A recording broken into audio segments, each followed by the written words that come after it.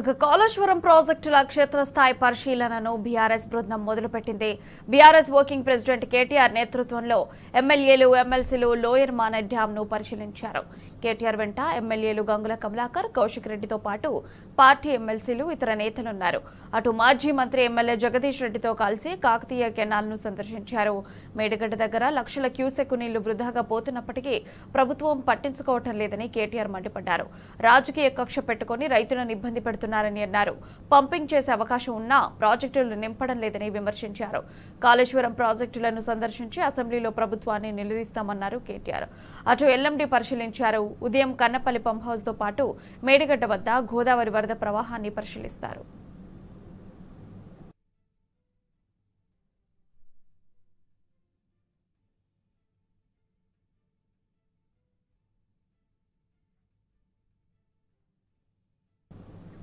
ఇక ఈ అంశానికి సంబంధించి మరింత సమాచారం మా ప్రతినిధి రవికాంత్ లైవ్ ద్వారా అందిస్తారు. ఎస్ రవికాంత్, చెప్పండి, బీఆర్ఎస్ బృందం యొక్క పరిశీలన ఎలా ఉంది?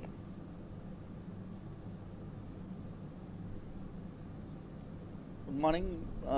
ఇవాళ కేటీఆర్ బీఆర్ఎస్ వర్కింగ్ ప్రెసిడెంట్ కేటీఆర్ బృందంగా మేడిగడ్డ పరిశీలనకు వస్తున్న నేపథ్యం చెలో మేడిగడ్డలో భాగంగా నిన్న సాయంత్రం లోయర్ మానర్ డ్యామ్ను పరిశీలించిన నేపథ్యం ఇవాళ మొదటగా ఇప్పుడు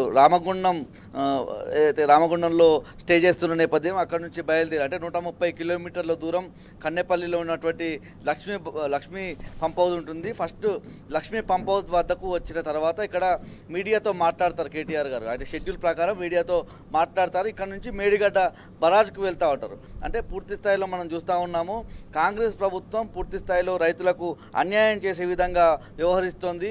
అయితే ఇప్పటికే 45% వర్షాలు తక్కువ పడుతున్నాయని చెప్పి వస్తున్న నేపథ్యంలో ఇప్పటి వరకు పంపింగ్ ప్రక్రియ మొదలుపెట్టలేదు. మనం ఉన్నటువంటి లక్ష్మీ పంప్ హౌస్ ఇది అంటే మేడిగడ్డ బరాజ్లో స్టోర్ చేసిన వాటర్ను ఈ ఏదైతే లక్ష్మీ పంప్ హౌస్ ద్వారా లిఫ్ట్ చేయడం అంటే ప్రపంచంలోనే అతిపెద్ద లిఫ్ట్ ఇరిగేషన్ ప్రాజెక్ట్ కాళేశ్వరంలో భాగంగా ఇది ప్రధాన భూమిక పోషించేటువంటి లక్ష్మీ పంప్ హౌస్. ఈ పంప్ హౌస్ ద్వారానే నీళ్లను ఎత్తిపోస్తూ ఉంటారు. అంటే కొండపోచమ్మ సాగర్ అంటే సముద్ర మట్టానికి 500 మీటర్ల పైన ఉండే కొండపోచమ్మ సాగర్ వరకు ఒక భగీరథ ప్రయత్నం చేయడంలో భాగంగా తెలంగాణ తొలి ముఖ్యమంత్రి కేసీఆర్ ఆయన మేధో మొదలను చూపించినటువంటి కాళేశ్వరం ప్రాజెక్టు అయితే పంపింగ్ చేయాల్సి ఉన్న ఇప్పటివరకు పంపింగ్ ప్రక్రియ మొదలు పెట్టిన నేపథ్యం అంటే 45% వర్షాలు తక్కువగా పడతాయని చెప్తున్నప్పటికీ 45% వర్షాలు ఇప్పటి వరకు తక్కువగా పడ్డాయని చెప్పి వాతావరణ శాఖకు సంబంధించిన నివేదికలు చెప్తున్నప్పటికీ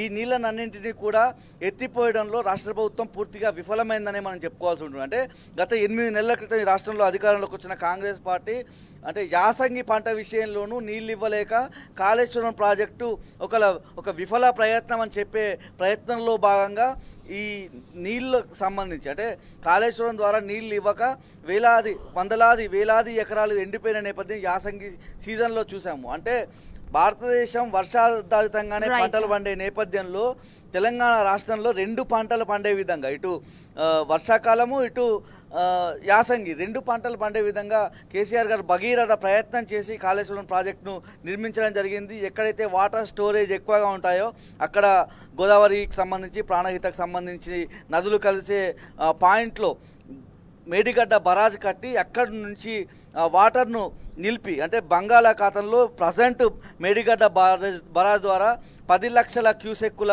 నీళ్లు బంగాళాఖాతంలోకి వృధాగా పోతున్న నేపథ్యము, వందలాది టీఎంసీలు వృధాగా పోతున్న నేపథ్యం. అంటే స్వతంత్ర భారతదేశంలో వేలాది టీఎంసీల నీళ్లు వృధా పోవడం వల్ల రైతాంగం అంతా నష్టపోయిన నేపథ్యం.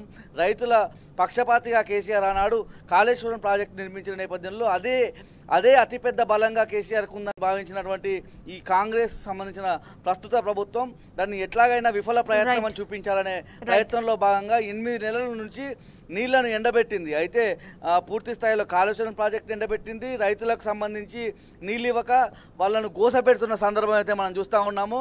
నీళ్లు పుష్కలంగా ఉండే ఈ పాయింట్ నుంచి ఎత్తిపోసి ముఖ్యంగా ఇక్కడ నుంచి అన్నారం, అదేవిధంగా సుందిల్లా, మిడ్ మానేరు అంటే మానేరు డ్యాంల గుండా పూర్తి స్థాయిలో మల్లన్న సాగర్, రంగనాయక సాగర్, కొండపోచమ్మ వరకు 513 మీటర్ల ఎత్తుకు నీళ్లను తీసుకెళ్లి అనేక జిల్లాలకు, ఉత్తర తెలంగాణకు సంబంధించే కాకుండా దక్షిణ తెలంగాణకు సంబంధించి అటు నల్గొండ జిల్లా వరకు కూడా నీళ్ళిచ్చే సందర్భం. నిన్న సూర్యాపేట ఎమ్మెల్యే మాజీ మంత్రి జగదీష్ రెడ్డి చెప్పిన సందర్భం సూర్యాపేట వరకు నీళ్ళు ఇచ్చిన నేపథ్యాన్ని మనం చూసాము. ముఖ్యంగా ఇటు మునుగోడు లాంటి ప్రాంతంలో పూర్తి స్థాయిలో ఫ్లోరైడ్కి సంబంధించి వాళ్ళకు మంచినీళ్ళు ఇచ్చిన సందర్భం. హైదరాబాద్ లాంటి ప్రాంతాలకు కూడా మంచినీళ్ళు ఇచ్చిన నేపథ్యం. ఇలాంటి అద్భుతమైన ప్రాజెక్టును విఫల ప్రయత్నంగా చేసే ప్రయత్నం ఇదంతా చూడాలని చెప్పి కేటీఆర్ గారు తమ బృందంగా వచ్చే అవకాశం ఉంది. 9 గంటల తర్వాత అయితే ఇక్కడికి కేటీఆర్ గారు అన్నారు. Right Ravikanth, thank you for your live updates.